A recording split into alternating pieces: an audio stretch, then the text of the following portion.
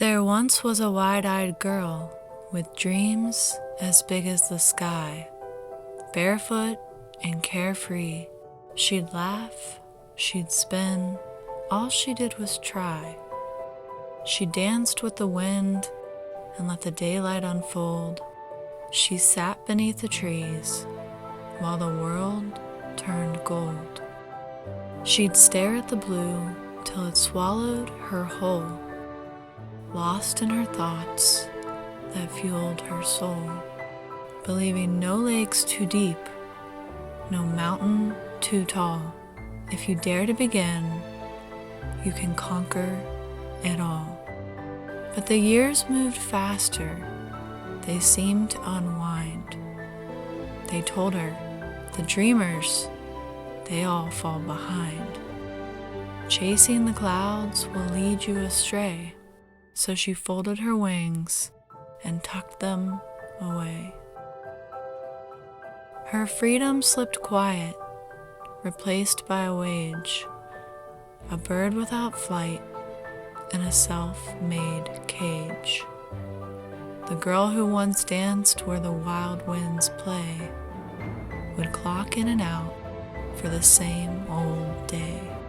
She forgot how big the world had made her feel, how her heart was once filled with something real.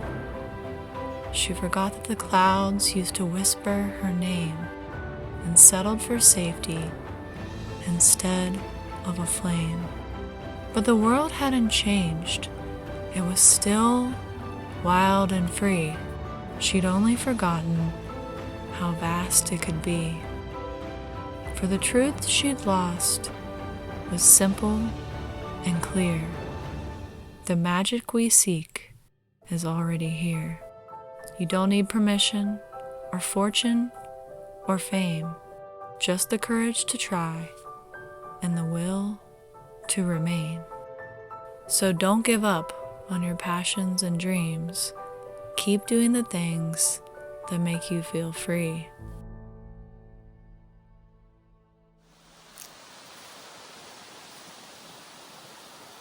I found this beautiful little hidden creek with aspens changing all around it. Fall is officially here. I grew up on the East Coast, where the year didn't favorably begin until the air turned cool and crisp.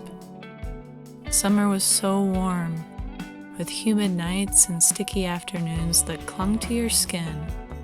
But once September crept in, those maples and old oaks, they burst into crimson, gold, and orange.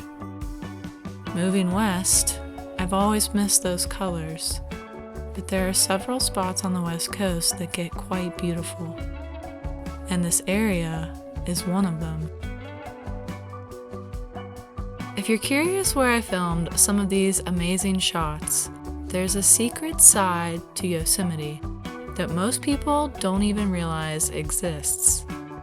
You can only access it by taking a high mountain pass that's usually closed most of the year due to extensive snow cover.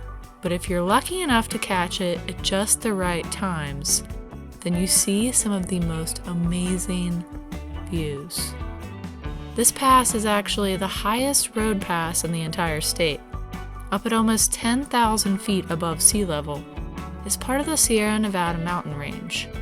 Built originally in 1883 for mining purposes, it started as a wagon road, finally paved in 1937, and is now a scenic route that you can enjoy for portions of the year. It's quite close to the Mono Lake Basin, which is another favorite area of mine. Perfect campsite. 69 and sunny. It's a perfect fall day. All the leaves are changing and it is absolutely beautiful out here. This is what it's all about. Getting out there and finding your own little slice of paradise to just relax for a few days and reset. I got my cozy camper to keep me warm at night, full of propane, a way to make some delicious food, and a hot shower. I know everyone's idea of a vacation is different, but if you've never spent a few days out in nature to recharge, it's worth trying. My truck fits perfectly right here in between the trees, snug as a bug in a rug. Speaking of being snug as a bug in a rug, if you've been around this channel for some time, you know that I love to test out different camping rigs. And I've decided that this truck camping setup is as big as someone would want to build and still be able to get into little secret spots like this away from crowded campgrounds. Anything bigger would be too hard to maneuver into these little spaces. I think the shorter truck bed, like 6.5 feet, is actually optimal. This still works with an 8-foot bed, you just have to be a better driver. I drive a big truck and I've gotten really good at turning around. Got my own little waterfall back there somewhere.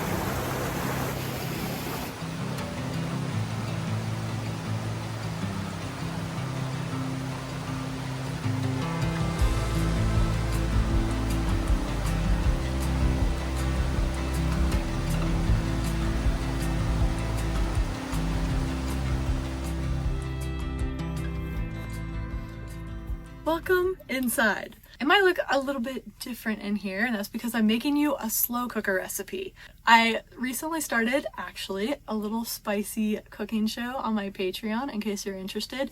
You are what you eat. And the problem is, we work all day, our lives are hectic, we don't have time to take care of ourselves, so we get off work and we're starving, and the first thing we do is eat fast food or something super processed, like frozen TV dinners. And the problem is that those foods are full of so many processed chemicals, preservatives, sodium, like the perfect combination of salt, fat, and sugar that your dopamine receptors are just exploding so much that you're already looking forward to the next fast food hamburger the next day before you've even finished the one you have in your hand. From all the time that I spent in the healthcare field, one of the most prominent things I noticed after looking over thousands of medical records, one of the most common causes of illness and chronic health issues in Americans is poor diet, lack of exercise, and substance abuse. So one of the best things you can do for yourself is just eat better. And it doesn't have to be fancy or complicated. It just needs to be real food. So these little slow cooker recipes are super easy, super simple. You just throw real food into a slow cooker. You can do it on a Sunday while you're watching a football game. You just let it sit for 2 to 4 hours. When it's done, you have a big batch of real food that you can eat throughout the week. You can even buy 2 slow cookers. They're like $34 a piece. You have 2 slow cookers and you have all this food to eat at work, after work, and then you stop eating all that terrible junk food. That simple one change could actually change your life. You just never know. You just have to try. 30 days, you could see a huge difference. 90 days could be life-changing. I thought it might be fun, and you know I love to eat, so let's get started. Okay, I already got some noodles going. Ooh. 1 onion. A nice sharp knife really helps. Look, I picked up a plant. Fresh spinach leaves. 3 cups fresh spinach chopped up finely. 2 cups of fresh basil chopped up. And 1 large onion, or medium onion. Depends how much you like onions. Now I'm going to add all these to the bowl. 2 teaspoonfuls of garlic powder. 2 teaspoonfuls of salt. 8 tablespoons of Parmesan. Now I'm going to mix this up. 2 pounds of ground turkey. Mix that up until it's all mixed as evenly as you can. And then you're gonna make meatballs. Grease the bottom of your slow cooker. Form them into little balls, and then you have your meatballs. Time to add the sauce. Add 2 24-ounce jars of your favorite marinara. And it's easy as that. You just cover the slow cooker. Cover on high for 3 to 4 hours until your meatballs are nice, cooked, and tender. I'm going to be adding some pasta to my delicious, juicy meatballs. You could choose not to and skip on those carbs, or you could use zucchini noodles. Zoodles. If you prefer. Let's check it out. Oh, yeah. Looks so good.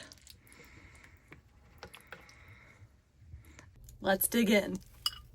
These balls are too big. I have to cut them in half. Some nice protein-packed turkey meatballs with basil and onion and spinach. Can't forget your veggies.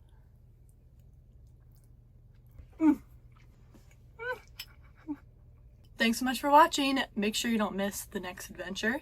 If you're interested in seeing more of the slow cooker spicy cooking show, make sure you check out my Patreon at lostwithhannah.com. Cheers!